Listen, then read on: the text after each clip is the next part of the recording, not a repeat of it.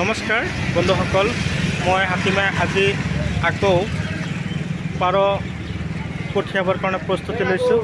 মই আজি বেচিমাৰী টাউনলৈ আহিছোঁ। এতিয়া আমাৰ হোজাইৰ গাড়ী জোনমণি আহি পাব। তো ইয়াত আপোনালোকে চাব পাৰিছে পাৰ মই ইয়াত অলৰেডি আজি 30 যোৰ পাৰ হোজাই ছাদিকুৰ ৰহমান দাদাৰ কাৰণে পঠিয়াই আছোঁ। সিদিনাখন 25 যোৰ পঠিয়াইছিলোঁ। তো দাদাই পাৰ চাই বহুত ভাল পাইছে। তো দাদাই ফোন মাৰি আছে, দাদাৰ পাৰ আৰু লাগে 30 যোৰ।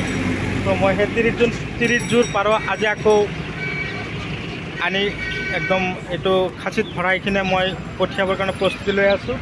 তো যদি আপোনালোকৰ কিবা পাৰ লাগে, হাঁহ লাগে, তেনেহ'লে আপোনালোকে মোক যোগাযোগ কৰিব। মই ডিছক্ৰিপশ্যনত থাম্বনেইলত অলৰেডি নাম্বাৰ দি থৈছোঁ। কেৱল আপোনালোকৰ সহায় সহযোগিতা কামনা কৰিছোঁ। আপোনালোকৰ সহায়ৰ কাৰণে মই বহুতখিনি আগবাঢ়িব পাৰিছোঁ। পাৰ লাগে, মুৰ্গী লাগে, হাঁহ লাগে, যিকোনো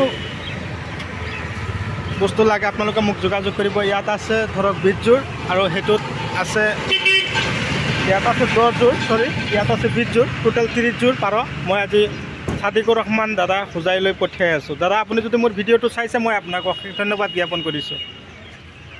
তো আপুনি এই পাৰবিলাক লৈ আপোনাৰ ফাৰ্মত এৰিব। আগতে 25 যোৰ দিছোঁ, আজি আকৌ 30 যোৰ দিলোঁ। 25 আৰু 30 55 যোৰ, 55 যোৰ পাৰ আপুনি যে পুহিব, আপোনাৰ সেইকাৰণে মই অশেষ ধন্যবাদ জ্ঞাপন কৰিছোঁ। আপোনাৰ পাৰকেইটা যাতে কোনো ধৰণৰ বেমাৰ আজাৰ নহওক, ভগৱানে যাতে ভালে ভালে সুস্থ ৰাখে, বেমাৰ আজাৰৰ পৰা যাতে আঁতৰত ৰাখে, তাৰে কামনা কৰিলোঁ।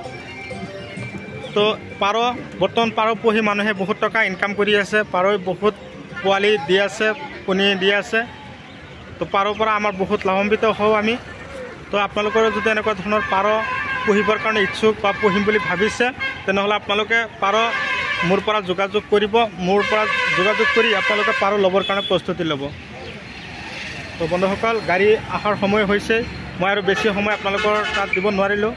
তো আজি জোনমণি গাড়ীত এই পাৰকেইটা উঠাই দিবৰ কাৰণে প্ৰস্তুতি লৈছোঁ। আপোনালোকে মোৰ ভিডিঅ'টো স্কিপ নকৰিব। যদি মোৰ চেনেলৰ নতুন ভিউৱাৰ্ছ হিচাপে আছে, তেনেহ'লে মোৰ চেনেলটো ছাবস্ক্ৰাইব কৰি দিব আৰু কাষত থকা বেল ঘণ্টিটো লাহেকৈ বজাই দিব, যাতে এনেকুৱা ধৰণৰ উন্নত ভিডিঅ' ন'টিফিকেশ্যন অলৰেডি গৈ আপোনালোকৰ মোবাইলত পাই গৈ। তো আজিলৈ এৰিছোঁ। Bye bye. পৰৱৰ্তী ভিডিঅ'ত লগ পাম। ধন্যবাদ।